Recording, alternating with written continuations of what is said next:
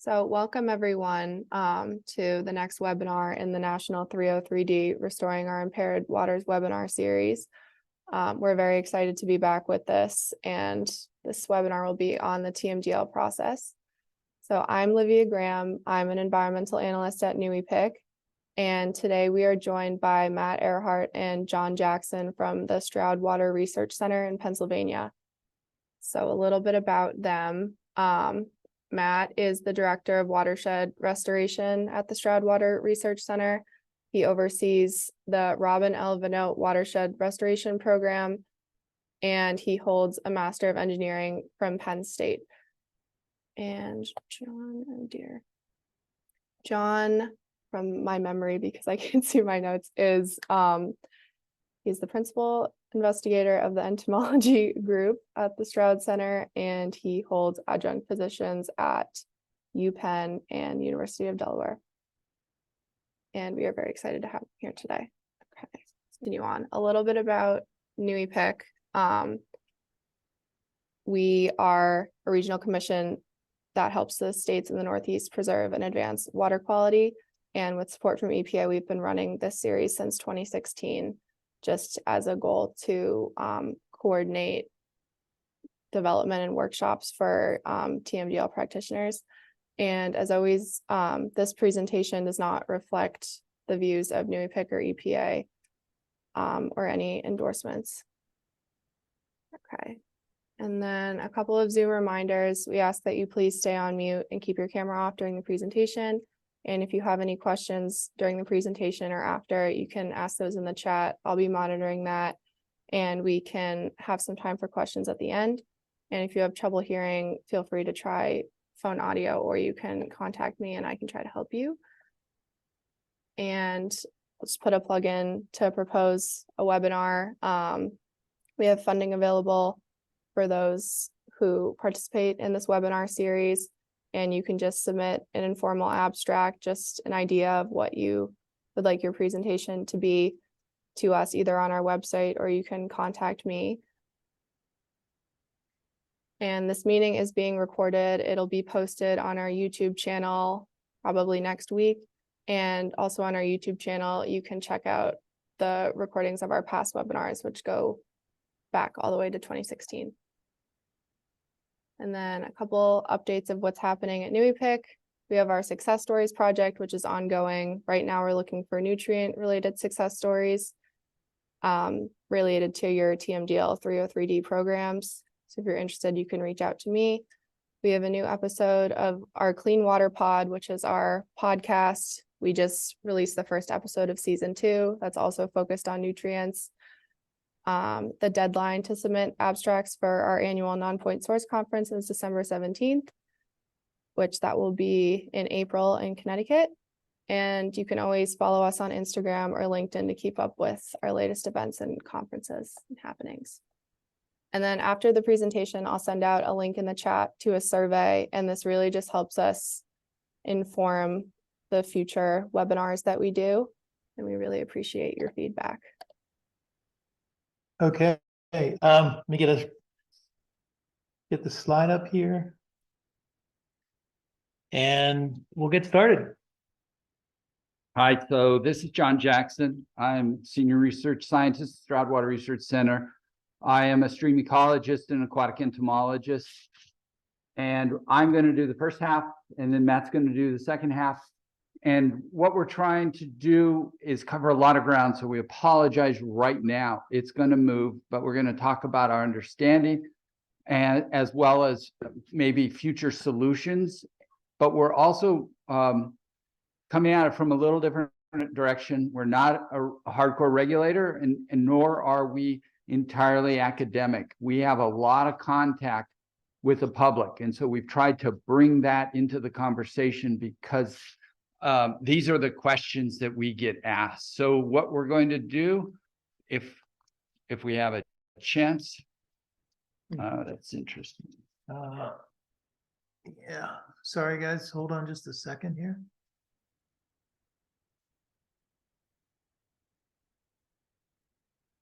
Have to reshare.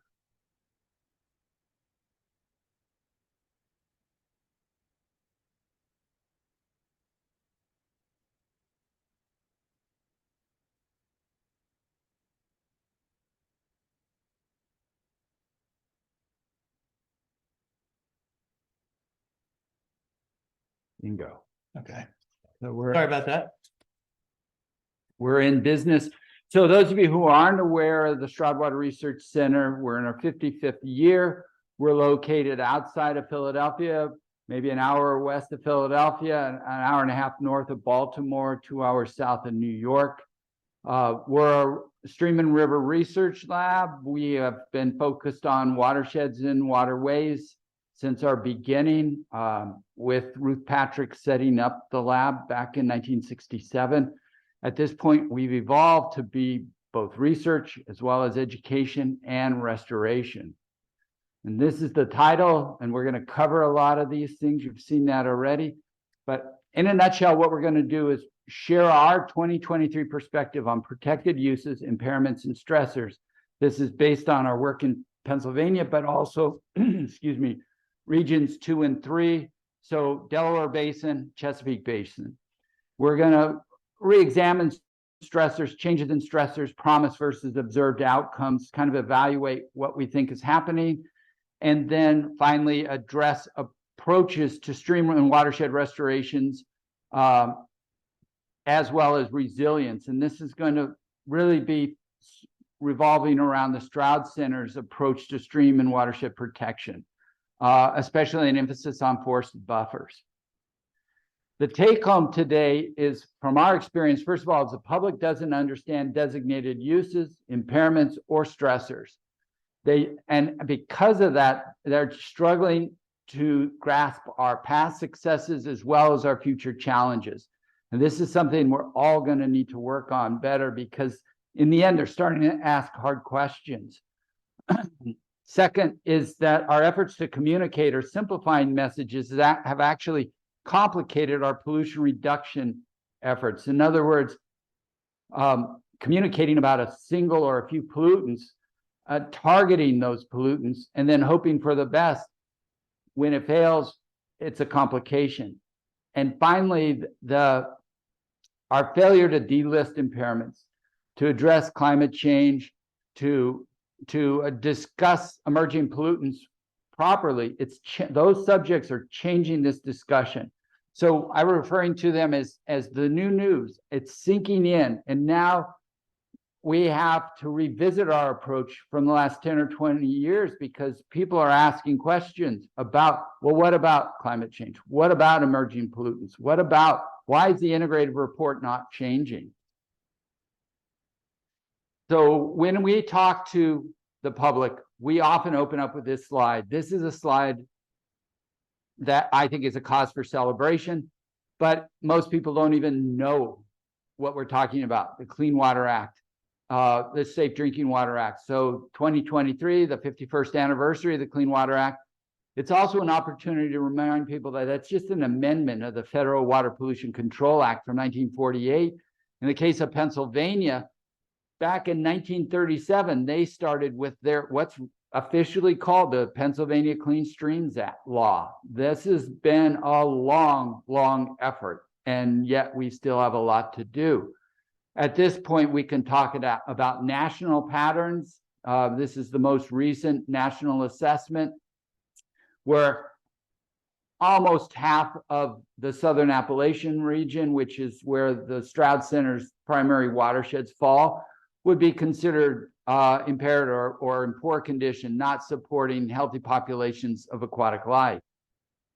And when we talk to the public, we talk to them about impairments and protected uses. And so then you have to explain that to them. And so we go back to the crutch terms, swimmable, drinkable, fishable. Failing to support those designated uses is where impairment comes in, but it's a chance to say that what we're really talking about is our use of land and water being out of balance. It's no longer balanced, and one or more of these uses is no longer being sustained. And when we talk about fishable, while it is a biological measure, it's almost inevitable. If you don't have chemical and physical data, you don't understand what's going on. I'm the bug guy at the lab, and by being a bug guy, that means I'm sampling aquatic invertebrates, macroinvertebrates, so mayflies, stoneflies, caddisflies, but also crayfish, snails, mussels, worms, anything that doesn't have a spine is part of my data sets. But in the end, much of what we do is talk about the EPTs, the pollution sensitive species, mayflies, stoneflies, and caddisflies. These are universal tools, and their sensitivity makes it possible to ignore municipal boundaries, ignore state boundaries, ignore national and international boundaries. These are tools that work worldwide. So why do we monitor them? It's because they are the pollution sensitive species. They're the canaries in the coal mine, and they can tell us. Their presence tells us something, and their absence tells us even more. Now, we've been lucky enough to work throughout the Delaware River Basin, from the headwaters, which are up in the Catskills. Those are the drinking water watersheds, to New York City, all the way down into southeastern Pennsylvania. The star there is where the Stroud Water Research Center is. That's the headwaters of White Clay Creek, which is the last Pennsylvania tributary to the Delaware Bay. These are the data, over 300 sites, and it's a simple plot. On the y-axis, I've got a macroinvertebrate score. This is one that goes from 0 to 20, where 20 is a great score and 0 is really poor. And I'm plotting this versus the underpinnings of the multimetric. This one has 10 components, and that is pollution-sensitive species, mayflies, stoneflies, and caddisflies. And I use this to help the public understand that impairment is really a biodiversity question. A good stream, in this case, is going to have 15 to 20 pollution-sensitive species in a sample, whereas a fair stream will have lost about half of those, and you'll be down to about 10. And a poor stream, you're going to bounce down to 80 or 90% loss.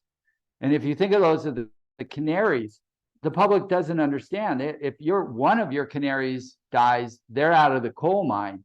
Whereas in our case, the Clean Water Act isn't kicking in until between 5 and 8 of your canaries are dead before people start really getting concerned, and the Clean Water Act kicks in. So this is a high degree of degradation. Another way of looking at it is if you think about houses on the street, each species occupies a house. There's 10 houses. The Clean Water Act isn't getting kicked in until between 5 and 10 of those houses are empty. And that neighborhood doesn't look good if 5 of your 10 houses are vacant or burned out. Pennsylvania has, since the early days of the Clean Water Act, the designated uses, but also special protection waters. And these were put together with very fishy titles. If you look at them: cold water fishery, trout stocking fishery, warm water fishery, migratory fishery. And then embedded in that were exceptional value and high quality, which were special protection. They had stronger anti-degradation rules. But you'll notice there's no reference to macroinvertebrates here. These were not set up based on our basic monitoring tool. These were set up conceptually with the best available knowledge back in the late 1970s.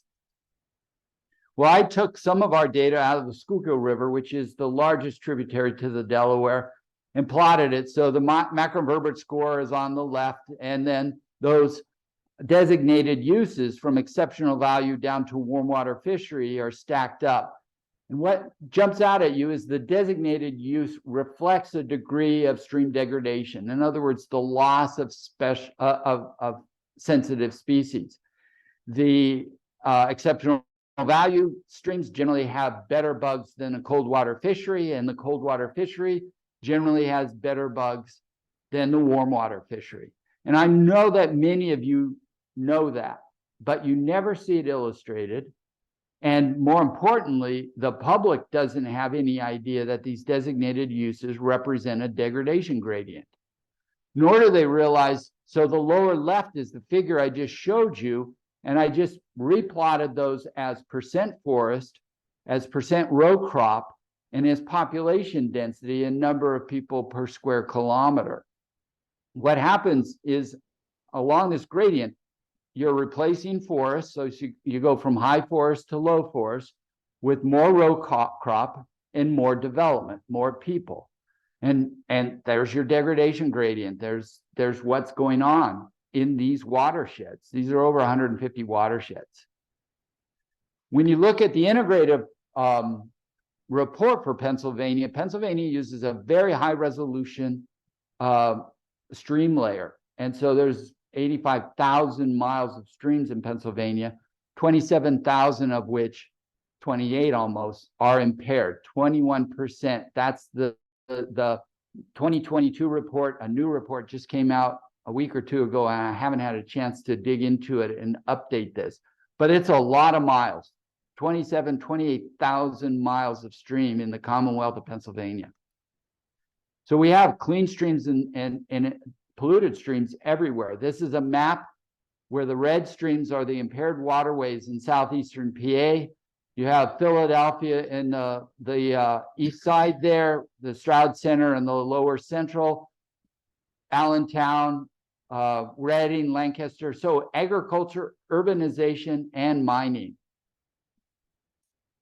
It's helpful sometimes to just simplify that map a little bit. And so we just like to deal with talking to a county. What's going on in your county? Those numbers are readily available in the impaired or in the integrated report. Lancaster County, just directly west of us, has almost 1,300 miles of impaired waterways. 89% of the streams in that county are impaired at this point. Translated into feet of stream, that's almost 7 million feet of impaired streams. And if you think about it in terms of projects, a 1,000-foot restoration project is a pretty good sized project, depending on what they're doing. That's 6,790 projects need to be done in a single county. Lancaster, I don't want to pick on that. It's not unique as it's agriculture or something like that. Right next door where the Stroud Center is Chester County, has over 1,000 miles of impaired waterways. 72% of the waterways are impaired, over 5 million feet of impaired waterways. So over 5,000 1,000-foot long projects are needed just in that county. Right next to, between Chester and Philadelphia is Delaware County, 360 miles. It's a much smaller county, almost 2 million feet of impaired waterways, almost 2,000 projects. And even the rural areas, I was up in Monroe County, which is kind of northeastern Pennsylvania, very rural. Still, 10% of their waterways are impaired. That's 100 miles. That's 500,000 feet and over 530 projects. So think about it, in a rural community, 10 restoration projects a year would be a good number. That would take them 50 years just to deal with what's on their plate right now. So what's the current condition? How do I talk about the Delaware Basin? I say it's fair. That's what I tell the public. There's a bunch of sites that are good, equal number that are poor, but the median is right in the fair category, which means about, on average, the average site has lost about half of its pollution-sensitive species. It has a biodiversity challenge. The sensitive species have disappeared. What's the cause of that? It's all about ag and development. Primarily, there is some mining going on. There's old coal mining in our region and active coal mining in our region. So we're dealing with that. But in terms of mileage, it's going to boil down to suburbanization, urbanization, and agriculture. And what that is, it's just about people. And that's an important message. It's a tough pill to swallow, but we have to start swallowing it and pushing it, because we're only going to make progress when we have the public behind us, just like they were back in the 70s when we first got started with this on the Clean Water Act. So the most common question we're ever asked is the Clean Water Act really doing anything? And that translates into, have conditions improved or been maintained? And my answer to that is yes, the data support that, but you don't need data. You can see it, you can smell it, you can feel it. The rivers are not burning. Every major river in the eastern United States had burning histories if they had petroleum refineries and things like that. You're not seeing filthy discharges. You're not seeing dead fish. I mean, the dead fish pictures from the 1960s and early 70s were worth 1,000 words. But even if we didn't have to rely on it, on seeing it, smelling it, touching it, we do have some data around here. We're lucky enough that goes back to the 1970s. And what we've seen is an increase in our pollution-sensitive taxa. So number of sensitive families going from 8 to 16, or even from 2 to 6. It depended on the site, but everybody in the data set showed some improvement. But also in the data set is not a lot of improvement recently. We've kind of leveled off since the mid-90s. So has it worked? Yes. Probably across the board, all boats have floated up as we've addressed some of our pollution problems. But we still, unfortunately, have a lot to do. We're at the green line on average, a fair, when the Clean Water Act goal is to, of course, in the eyes of the public, get everybody into the good status. So why are we not seeing streams delisted, or at least larger improvements? Our explanation is first, it's not enough time. Second, not enough intensity of the work. Third thing, we've been prescribing the wrong solutions to pollution. And finally, we've been missing stuff. So we're going to mow through these. We're going to do very quickly on these first two together, because Matt's going to revisit these later, talking about our approach to restoration or pollution reduction. And it's easily illustrated here with the Lancaster County data set of just impaired waterways. 1,286 miles of impaired waters, 6,800,000 feet of impaired waterways. Whether we're dealing with a 100-foot project or a 1,000-foot project, we've got a lot to do. If it's a 1,000-foot project, you have almost 7,000 projects just in one county. And if you were lucky enough to do 100 projects a year, that's almost 70 years of projects. And we know in a single county, we're doing nowhere near 100,000-foot projects a year. So scope and scale, we are just outnumbered on this front. Third thing, wrong prescription. Around here, we've spent a lot of time, especially focused on sediment from eroding stream banks. Some of this has been driven by the models. Some of this has been just driven by the simplicity of the visual messaging. But in the end, we've addressed what we thought was a problem in the channel, and we went and ignored everything that was going on up in the fields, where all this erosion and all these other pollutants are coming from. To use as an agricultural setting, you could say the same thing in an urban setting. And the message to us is, or that we try to share, is that fixing 1% of the watershed can't clean up the problems that are originating from the other 99%. There was a reason we ended up in the channel, but I'm not sure it was justified either by the science or just by philosophy. And the funny thing is science has been rolling in that says that this approach to addressing the channel or addressing the problems near the channel has probably not been successful. When we focused on hydrology, restoring the hydrology or the hydrograph, colleagues of ours up from Villanova did a nice detailed study in a watershed just outside of Philadelphia, over 100 BMPs installed. This was published 17 years ago, failed to find evidence of hydrologic improvements due to all of that stormwater infrastructure.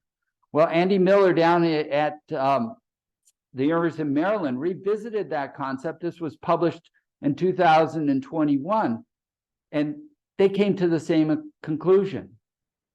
15 years later, they still failed to measure hydrologic improvements due to, that they could attribute to the stormwater management. Similarly, in terms of geomorphic improvements, Emily Bernhardt and Margaret Palmer back in 2011 published a literature review 12 years ago. Notice the title, River Restoration, the Fuzzy Logic of Repairing Reaches to Reverse a Catchment Scale Degradation. Again, the science is failing to show ecological uplift when we've messed around with the stream's geomorphology. We've quote unquote repaired that geomorphology, but based on a literature review, no evidence that it made a difference. Well, Bob Hildebrandt down at the University of Maryland went and revisited 40 streams in 2020, and he failed again to find ecological uplift tied to these restorations. And most recently, this just came out this year, colleagues down in Georgia looked at 23 natural channel design projects across 53 sites in Georgia. And their take home was there may be early benefits observed in some studies, but none of those early benefits were observed by the 7th year. In other words, the restoration produced a transitory, not permanent change, and this was for fish. Finally, a study our colleague ran in Lancaster County in the Chesapeake Bay on Big Springs Run, looking at macroinvertebrate uplift and a restoration that was focused on recreating a headwater wetland or a stage 0 multi-thread kind of grassy wetland. 3 years after the restoration had been completed, based on macroinvertebrates, the restoration had no effect on the macroinvertebrate due to the poor in-stream conditions. Again, geomorphic changes for sure, but no ecological benefit. Finally, in our own backyard, Jim Pizzuto from the University of Delaware has been digging in again to what might have these watersheds look like 300 years ago. He looked at 3rd to 5th order streams or sites within the White Clay watershed, which is where the Stroud Center is at. Based on those 10 sites, he concluded that these were not dominated by headwater wetlands, but rather the pre-settlement conditions were a complex that included older colluvial landforms, floodplains that might occasionally be wetted, and primary and occasionally secondary channels. There were evidence of some wetlands, but it was not dominated by wetlands in any way, shape, or form. As part of that, in our area, there's a lot of concern or been discussion about the role of colonial mill ponds. About 1 mill pond per mile, or maybe even one per every half a mile, dating back to the late 1700s, early 1800s. But he found that the mill ponds may be local in determining what the stratigraphic record looked like, but their deposits were really not a major component once you got away from that mill pond. So those are our explanations. Not enough time, not enough intensity, wrong prescription, and the last one is missing things. And this is, we're going to go quickly. We could spend a lot of time on this. I'm using urban runoff because now people are finally acknowledging that runoff is complex. It's in terms of urban runoff, they call it a chemical cocktail. And this is just a minor list of all the stuff that could be found in stormwater coming in an urban landscape. And notice two big things: pesticides and polyaromatic hydrocarbons. But there's other things that we know about, for example, as pollutants in these landscapes, road salt in urban areas. This is an easy one to talk about because it's so obvious and we have some data about what's really being applied, and it really engages the public because they see it being applied. So when the Clean Water Act was passed way back in 1972, we had just started really up in our use, and it was about 10 million metric tons per year, which was 5 times what was applied, say, pre-1960. Then it jumped up again. Right now, this is across the United States. Salt applications in million metric tons. We're about 25 million metric tons being applied. And I know this is as important in your area as it is in ours. One of the tricks is it's going straight into these waterways. We use salt as a conservative tracer when we're doing science. And fact is salt is telling us about how intense we're using our roadways and parking lots based on its elevation in the groundwater and therefore into stream water at base flow. I plotted 3 different sites. The black site is White Clay Creek at the Stroud Center. Those dots there's a rural landscape, 2 roads. We haven't really detected any increases. The blue dots, Brandywine Creek is kind of a rural, urbanized, suburbanizing watershed, and you notice the uptick there. Valley Creek is a much more urbanized area, and it has gone up significantly more. Another thing that we talk about, we have a sensor network throughout the Delaware. These are data from 39 different sites. We've just sorted them based on agricultural or forested agricultural mixed and urban sites. And we have a thermal pollution problem. We've started talking about temperature after ignoring it since the late 70s, because in the 70s, temperature thermal pollution was tied to power plants and things like that. But we have it just a thermal problem just based on land use and land cover. And our sources of thermal pollution are deforestation, standing water connecting our ponds and small dams to the waterway. We have runoff, heated precipitation, and then we also have effluents, especially if those effluents and treatment ponds are standing out and warming up and then discharged into our waterway. The Chesapeake has changed the conversation now about thermal pollution to beyond just power plants and manufacturers. They're actually talking about pollution reduction or stormwater BMPs as being either heaters and coolers. And in doing that, they're drawing attention to the fact that, well, yeah, we're concerned about nitrogen or sediment to the Chesapeake Bay, but some of what we're doing is actually causing more stress in our tributaries. And that would be, in this case, they scored the blue line is our coolers or our heaters, and the warm line or the red line is our coolers. And they were attaching 3 times as many or assigned or classified the BMPs and found that 3 times as often they were putting in heaters versus coolers in the Chesapeake watershed. So that's the last thing I'm going to address, the missing something. In other words, so much of our conversation is revolved around sediment, and we have all these other stressors, whether it's temperature or emerging pollutants or road salt, that we need to be talking to the public about.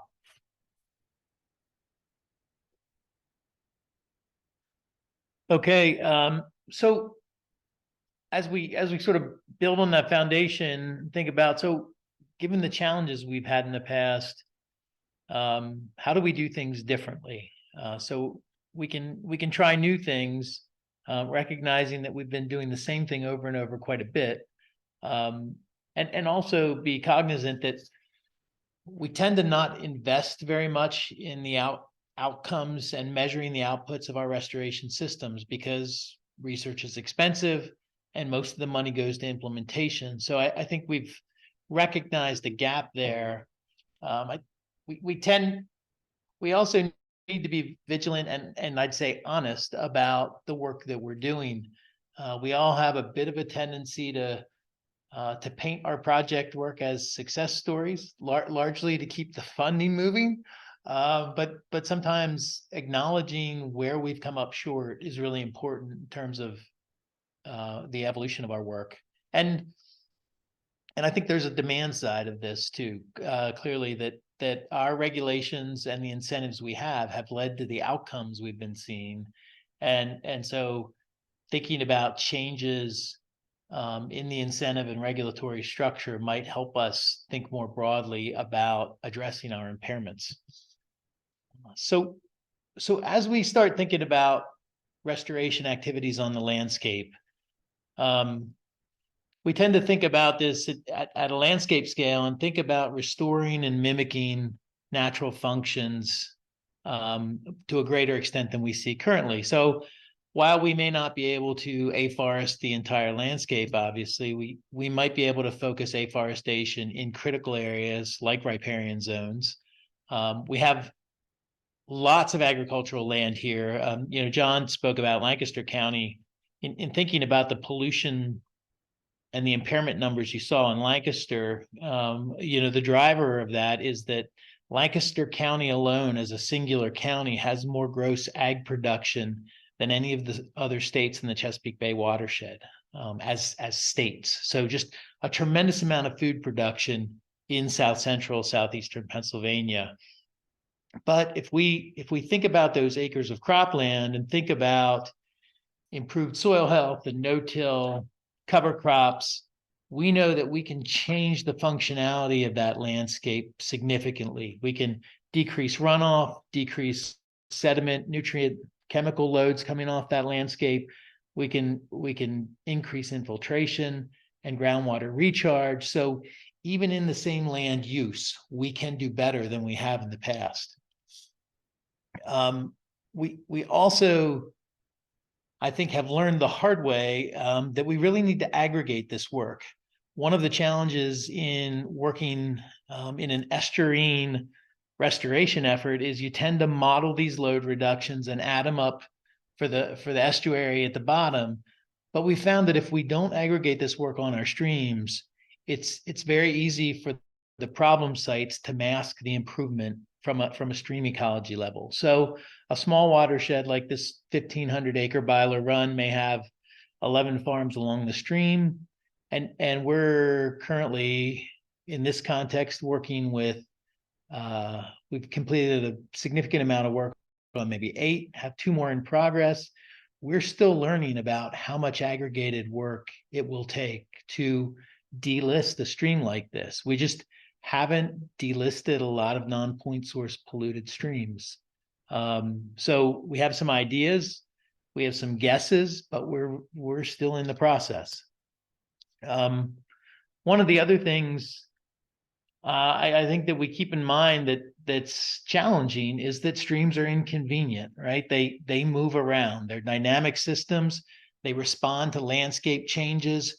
You can look at the history of their location and position, even in pristine watersheds, and see them moving in response to changes in weather conditions, landscape stressors. We know they're dynamic. It's really problematic where we have things like bridges or infrastructure right along the stream, but generally, perhaps we could give them the ability to be dynamic and alleviate some of the problems that we see. John mentioned, projects like these channel alterations haven't had the outcomes that we'd hoped, and I think the larger conservation community has to do some head scratching here. We don't call this kind of work channel modification, which would be accurate. We tend to call it stream restoration, which implies success, both to the practitioners and to the general public. I think the other thing that's challenging is we call it restoration when we look at this stream in a Piedmont setting that has grade control and lateral control every 50, 75 feet. There's no natural analog for a system like that in this landscape. So I think it's a little hard to call it restoration when we're building something that didn't exist and we're limiting the resiliency in the system, all in the name of chasing modeled sediment load reductions here that we're learning may be pretty dramatic overestimates in terms of load reductions. So what do we do? How do we move forward? And I think one of the biggest challenges for us and for everyone, I think, has been that we have to recognize the scale of the solution that we're talking about. Restoration efforts are going to have to scale with the size of the problem and the size of the landscape. There aren't a lot of silver bullets. We can't solve a watershed's worth of challenges within the channel in a couple miles of stream. We also have to accept that there's multiple stressors. We've simplified, as John noted, our discussion of impairment largely around nitrogen, phosphorus, and sediment in a non-point source setting. When we have other things going on, like chemistry, like temperature, and when we acknowledge the scope of the work that's necessary, we have to plan better for the human dimension of the work. Most of us who are technical in nature. I know, I'll speak for myself. We cringe a bit at the amount of human interaction and relationship building and work that has to take place to get the level of implementation on the landscape.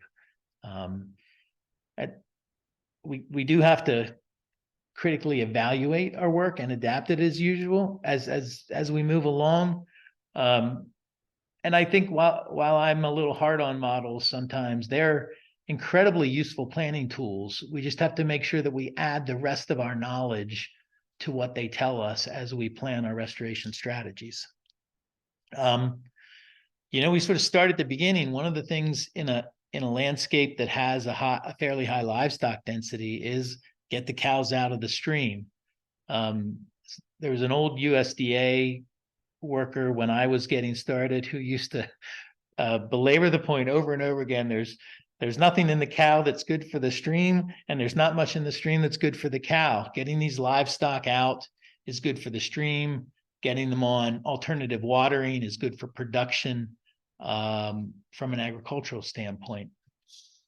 We also built a lot of barnyards right along the stream historically. Most of New England and the mid-Atlantic was settled early. We built our barns near the stream so that we could water our livestock. As our livestock densities increased, what we ended up having was basically manure point source problems. So creating that separation between the livestock concentration areas and our streams, removing that direct manure discharge and the impact of our livestock systems on our streams is really important. Forested buffers, we focus a lot on forested buffers. I'll get into more detail. I think they get overlooked a bit because of a number of reasons. One, we only think of them as filters, which is how they fit into our models. So we may underestimate their utility in significant ways. The other thing is they're not a best management practice that landowners are clamoring for. It's going to take some land out of traditional production. We think there's a lot of good reasons the economics of that can work, but it's not something that we get a lot of demand side for.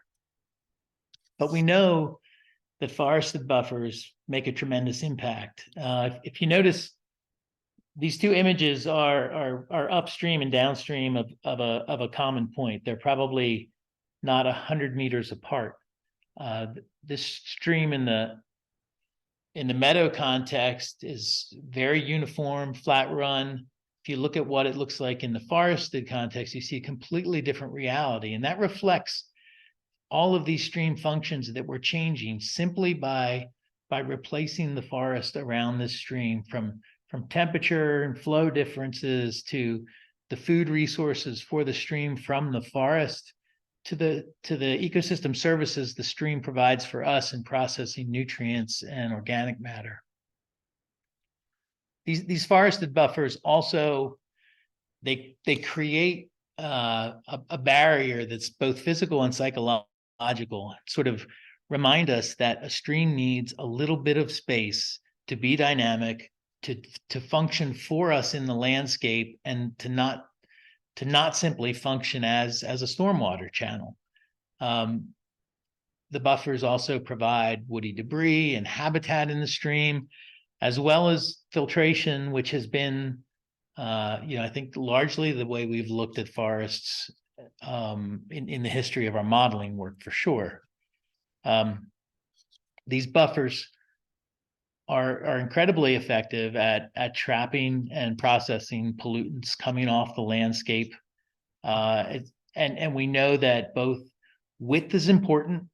Wider buffers do a better job. And we know that forested buffers have functionality that exceeds that of grass or shrub buffers. And this holds for nutrients, it holds for particles, sediment, and it holds for organic chemicals like atrazine. So Bern Sweeney and Dennis Newbold, who worked at the Stroud Center, they're both happily retired, if not effectively retired, perhaps. Did a literature review looking across the literature at the functionality of these forest buffer systems.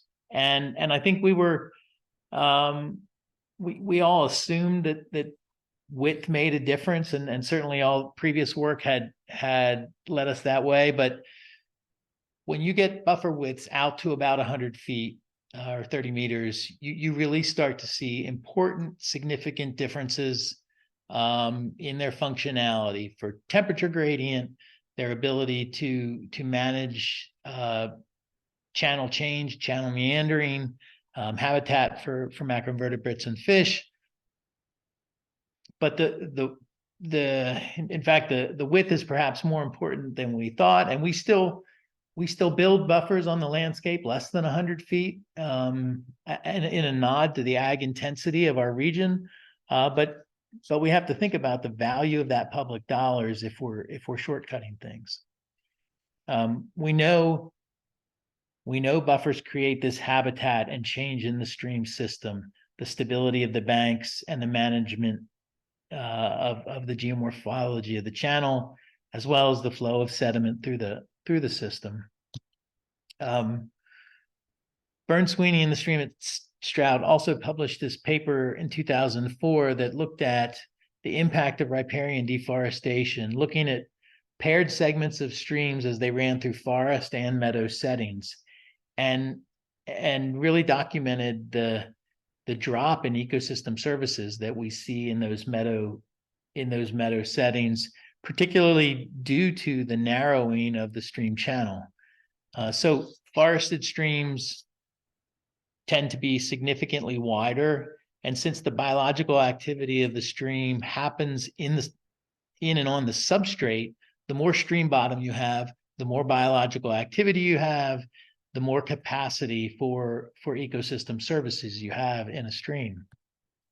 In fact, these streams tended to be 1.5 to 3 times wider. They had a longer residence time, significant increases in biological activity, nitrogen uptake, phosphorus uptake, and the ability to degrade organic compounds. So these small streams work very hard for us. These small forested streams work very hard for us.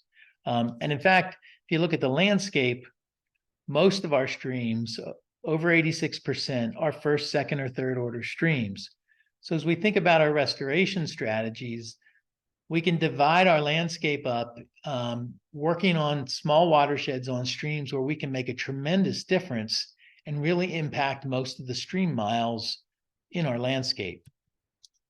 But again, we have to think about it at a landscape scale, and no matter how good or how effective the buffer zone is, you still have to think about the inputs from that broader landscape. You just can only do so much work in the riparian zone. So as we think about approaching our ag landscape, we're getting the farm animals and the impacts of manure and barnyards and roads out of the stream, out of the riparian zone. We're thinking about managing those croplands and pastures, which constitute most of the acreage in the watersheds, and then doing it in an aggregated fashion so that we don't have unmanaged farms masking the improvements that we're able to make on the rest of the farms. So at a individual farm level, most of us, I think, at this point in time, or at least the older ones of us around the table, started focusing on a subset of best management practices. That might have been livestock exclusion and forest buffers, might have been pasture management. In our region, USDA was very focused on barnyards and manure storages. And the challenges to this were twofold. One, we left things undone that masked the progress we were making. And two, the landowner we were working with, he did what was asked of him in one context, and so he thought he had done his job. He felt like he had done what was necessary until the next guy came along and told him something else was necessary, and that became sort of a frustrating discussion about a changing goalpost. So now I think all of us are doing a better job at being a little more holistic on our farm work. We also focused much more intensively on soil health management and improvement in our croplands. And I think the ag producers were ahead of both the science and conservation practitioners in terms of figuring out that this was very useful for their production. And as we're catching up, we're starting to understand the benefits of these practices and their management, no-till, cover crop systems, trying to keep live root systems in the soil all the time, and the impact that has on both runoff and infiltration. But as we work with folks, we're not just approaching it from a conservation standpoint. We're talking about the impacts on their production and farm management systems, both as they make the transition and then when they get beyond the transition and really see improvements in their management system, drought resistance in their cropland, and thinking about the details of how they manage it. So I have this, we still have this slide in here. I'm not sure I like the word passive because we're doing an awful lot of work on the landscape, but I think it's sort of passive management in its passive stream management, in that by managing the watershed, you're positioning the stream to function more naturally, more efficiently, and not only provide more ecosystem services for our communities, but to see that ecosystem uplift in the stream that we've not been seeing in enough of our restoration work. The numbers bear this out. The image I showed you of that channel modification project, that project cost about $5 million a mile.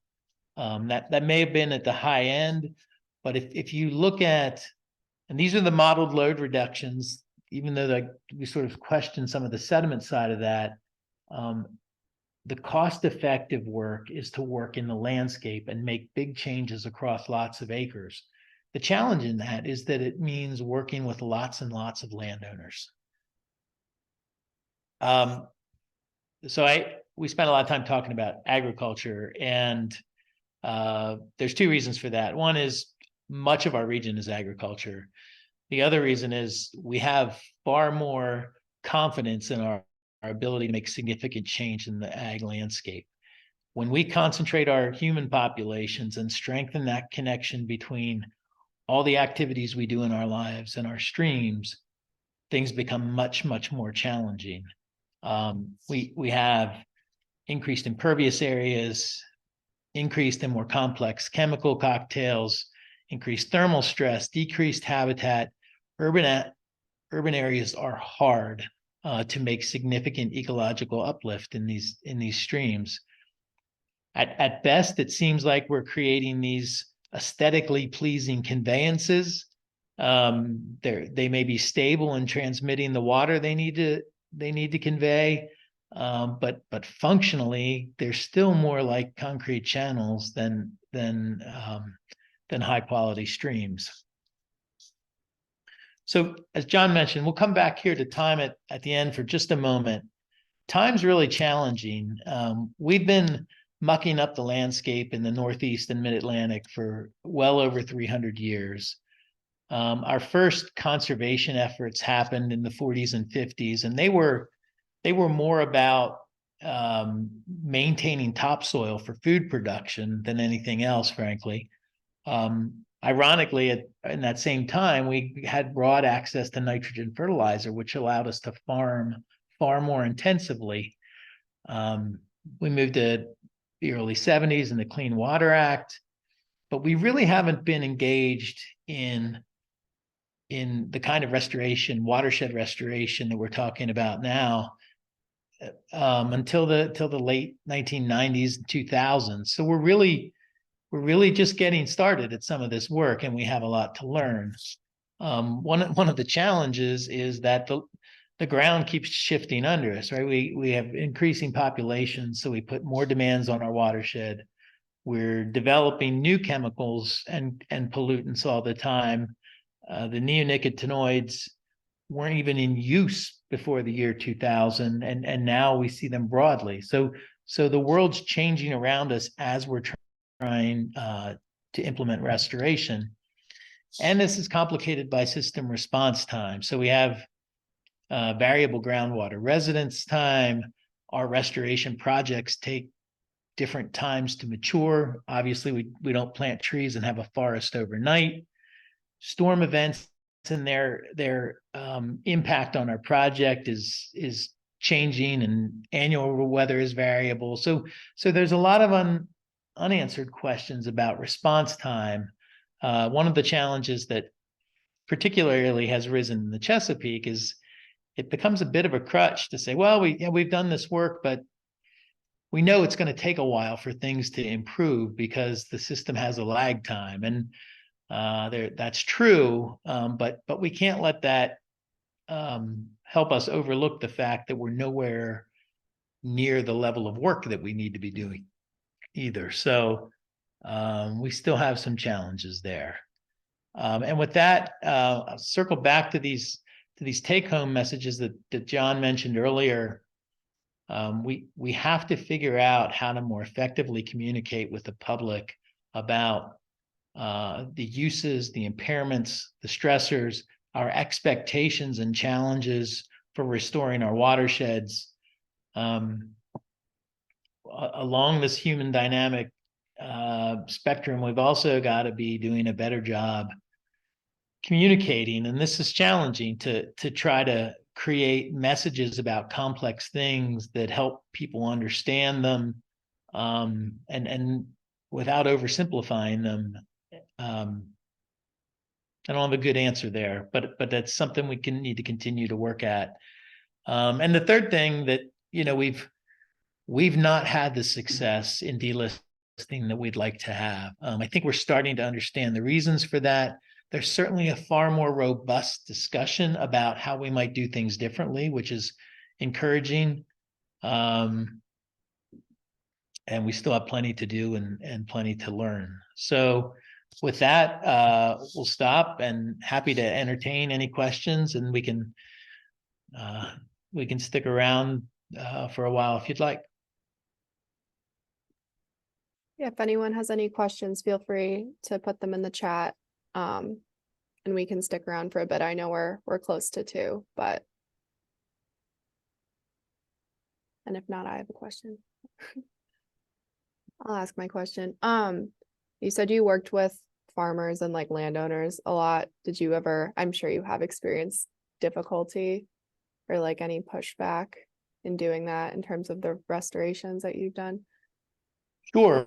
So there's always some early adopters. There's always some, more sophisticated managers who are interested to try new things. And I think those are typically the first guys to say yes. What we used to do was just go across the broader landscape, taking all of those guys, right? Picking the low-hanging fruit. As we recognized that we weren't getting the outcomes we hoped for, we used those early adopters as a nucleus for smaller, more localized, more community efforts where we could then get neighbors working together. So you get the early adopters, you get some of their friends and colleagues, and eventually you get some peer pressure in the community to push against the guys who are the least likely to do restoration, to try to get more work done in the watershed. Yeah. Okay, awesome. Thank you. Oh, I see we have a question in the chat. This is from Madison. How has climate change impacted the development of these studies and/or restoration strategies? So one way of thinking about it, just impacting our long-term studies, is you have to now recognize that say I'm looking at a 25-year database, which I am right now. Embedded in that is climate change. So we planted trees to control for temperature, but temperature has been increasing in both our forested and our unforested waterways. We planted trees and work on soil health to deal with some of these hydrologic challenges, but clearly we're getting larger more intense rain events more frequently. So we are having to just acknowledge that part of the restoration is responding, is having to adapt to this environment that 25 years ago we were well aware of. But I'll be honest with you, maybe it was 2 years ago when I really started digging into some of our data, how clearly the climate change fingerprints were all over the data. And I think Matt has good examples from the restoration end of things too. Yeah, I think, so some of the climate related changes we see are very immediate. The intense short storm events that we see that are sort of changing our expectations about rainfall are they're here now, and we have to figure out how to accommodate them. Some pieces of it, changes to our cropping system, changes to native vegetation tolerances, and the impact of invasive plants sort of marching north with warmer temperatures. Some of that's a little longer term. But hopefully we're trying to be aware and plan for at least the pieces we can see coming. Awesome. Okay, next question from Tracy. Have you seen any urban areas where there have been improvements in water quality? It's a good question.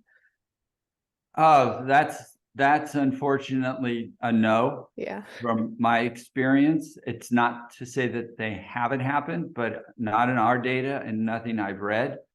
The easiest ones would have been monitoring around point sources 20 or more years ago, in which case undoubtedly they bounced back in a big way compared to when they were just open sewers.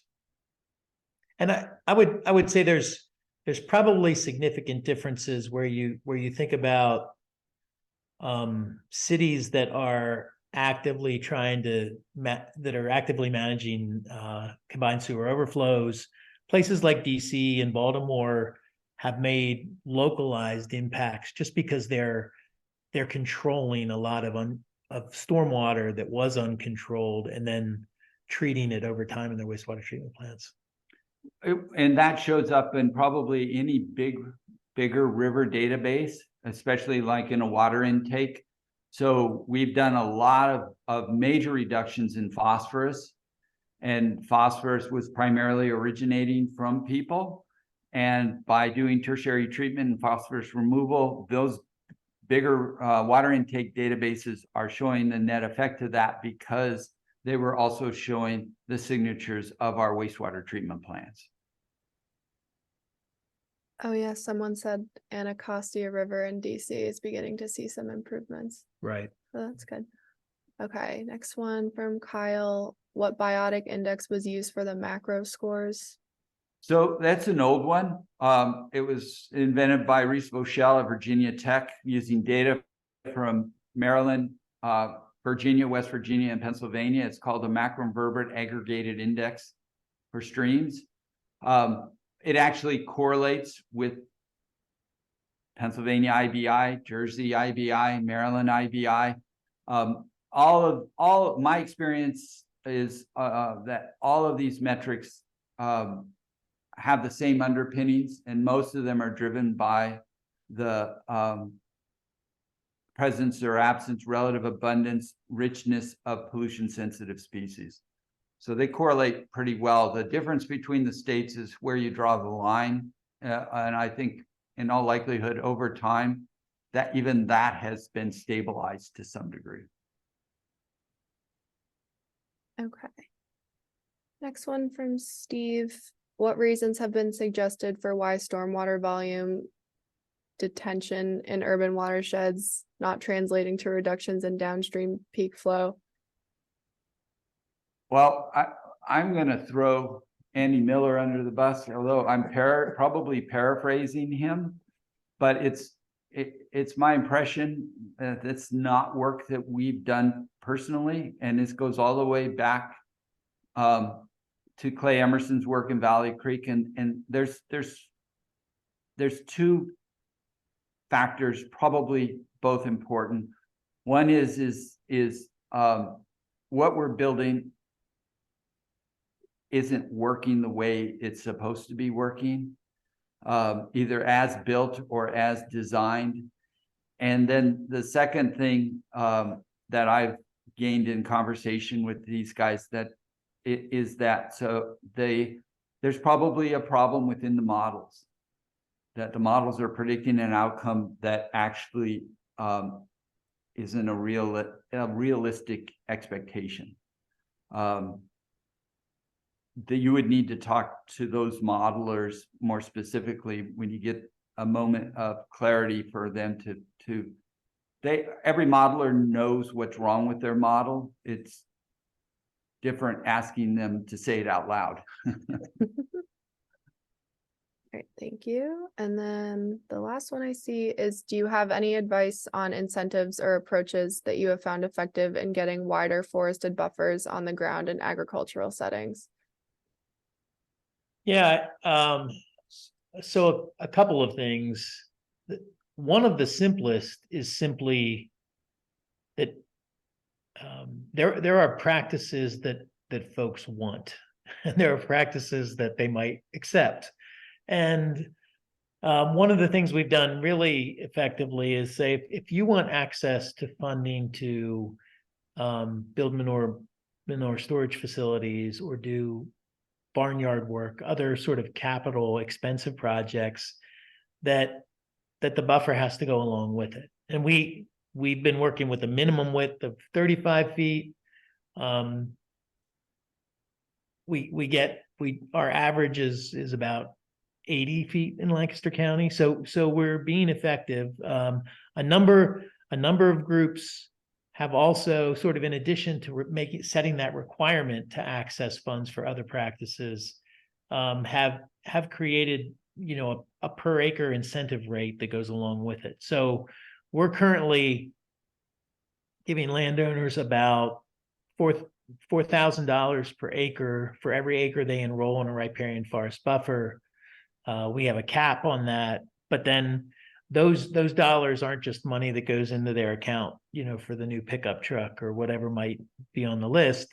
They have to go into other conservation practices. So they're sort of earning some money by enrolling acres in riparian forest buffers that then they're able to offset other conservation costs, perhaps cost share on a USDA practice that isn't fully covered or something like that.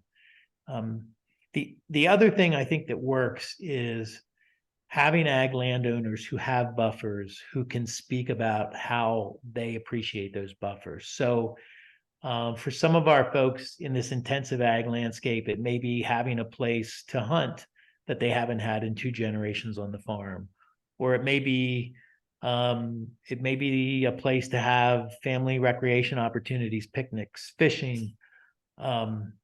I will say birds have been a real driver. A lot of folks have loved the birds and have invested in buffers in part because they like that. So it's sort of a matter of finding advocates who are peers and understanding the things that drive them to appreciate those buffer areas. Okay, excellent. Thank you.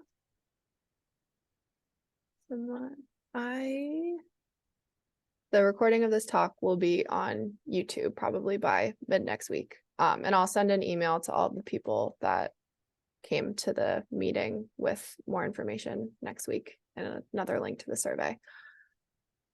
And I do not see any more questions. Someone linked something from the Chesapeake Bay, 20-year study to assess ecosystem response to different types of stormwater management. Very cool. Okay. 2 more questions and then we'll cut it off. Are you guys okay with that? Sure. Okay.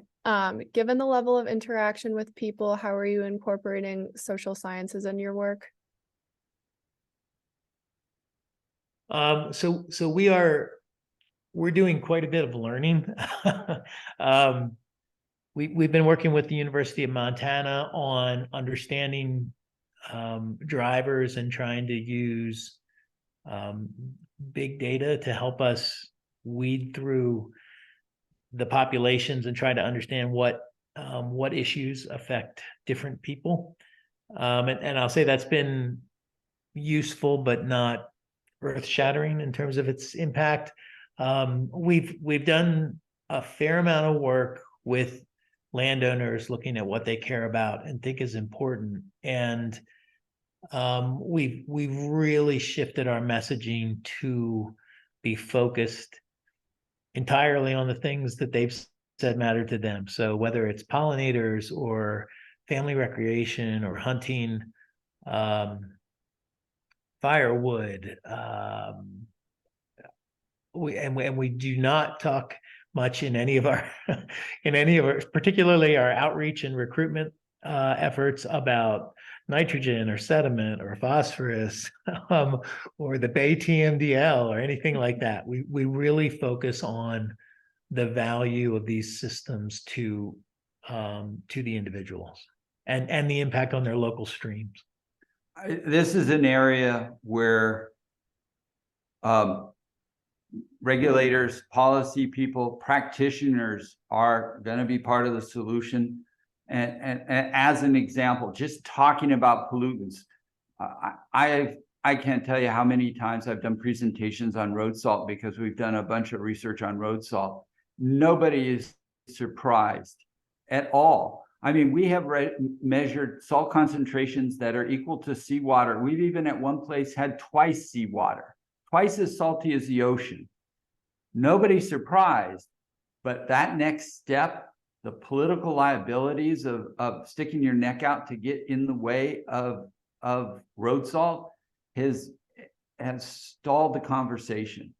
So there, I don't know if that's a social science research or if it's just going to require some political suicide for a while. But it's fascinating with any of these pollution things, just as a scientist going out and actually bringing good news and bad news. All right. New Hampshire has a strong road salt program that has been successful. Yes, they do. Yes, they do. Yes, New Hampshire's a leader on that one. Yeah. Okay. Any suggestions on getting funding for research? And how can researchers convince agencies to fund scientific research? So this has been a problem, and frankly, as the recent slug of federal money for implementation has rushed out, it's evident once again that there's this constant pressure to have money to make change and to implement practices on the landscape that's not followed with any money to actually understand how effective we've been. I think one of the things we've been working on is working with funders to understand the importance of research. So groups like, whether they're private foundations, like the William Penn Foundation in Philadelphia, who's really funded quite a bit of research, to the National Fish and Wildlife Foundation, who operates, across the country, to sort of understand the importance of research alongside the restoration. I mean, we've had small successes, but when you think about it in sort of in proportion to the amount of on the ground work that's going on, it continues to be a challenge. Yeah, I mean, the hard thing for everybody is to say out loud, this is an experiment. And we end up with best management practices with glamorous names and acronyms that have no science behind them. And yet suddenly everybody's funding them because it looks good, it sounds new, any number of things.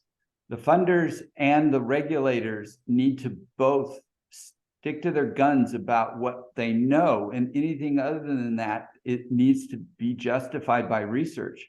A classic example relative to another portion of this discussion is the environmental standards. Environmental standards don't get modified until there's a pile of science that sits there and showing that this would be more protective or more applicable. And so many of our best management practices get hatched as a drawing and a picture with the rest of the underpinnings, or maybe a model. And with any kind of modeling, as Matt said earlier, they can be terrific illustrative tools, but their connection to reality is a whole different question. And any good scientist and any good modeler knows that, but everybody else, we don't talk about it out loud. They're essential, but there's more to getting good outcomes than just running a model. Okay, one quick last one. Do you have any strategy with the Amish? Yeah, we do quite a bit of work with both the Amish community and the Plain Mennonite communities. I would say in our experience, it's been easier to work with the Amish community than the Plain Mennonite community. But in both cases, more than in the English or non-Amish community, it really hinges on relationship and trusted individuals. And so we have a couple of folks who have been doing this work a long time, and a number of us are sort of known quantities in the community. So as we move around different parts of that Amish community, or go to a new geography, there's a little bit of name recognition, a little bit of maybe immediate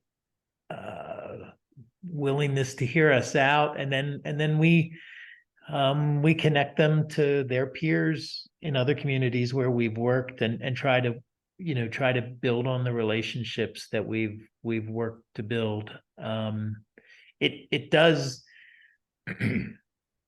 That's worked really well for us. I will say that it also means you just can't walk away. You have to maintain those relationships. You have to, if you leave somebody high and dry, the entire community will know about it. We've gone to what I would think are sometimes heroic efforts, as grant money dried up, but we still had somebody we committed to doing a project with, or something like that, to really recognizing that work was essential to the broader relationship with the community. I think I have the advantage of watching these guys operate for 25 years now, and there's two things, whether it's Plain Sec or not. Different counties have different characters. There's two things they do that get, I think, consistently better outcomes. One is they set the bar high. And second is they're very consistent in their messaging. They're trying to share the best information they have. And I think it pays in some ways for them as a conduit of information, that we are a private nonprofit. So we're out there sharing our best available knowledge and resources. We don't sell one thing versus another. We're going to move to, if someone comes up and we read a paper that gives us a better idea, it's in our best interest and the community's best interest that we go that way. So I think that I've always admired the restorations team interest, and there's unfiltered questioning of me. What do we know? What do we don't know? What's going, that back and forth. And then they go out and they set the bar high. They don't shoot for an easy yes. They shoot for a yes that when they're done, everybody has done the best they could. Okay, awesome. We don't have any more questions. Thank you guys so much for presenting today. Seems like it was very well received. Well, thanks for inviting us. Yeah. Yep. Thank you.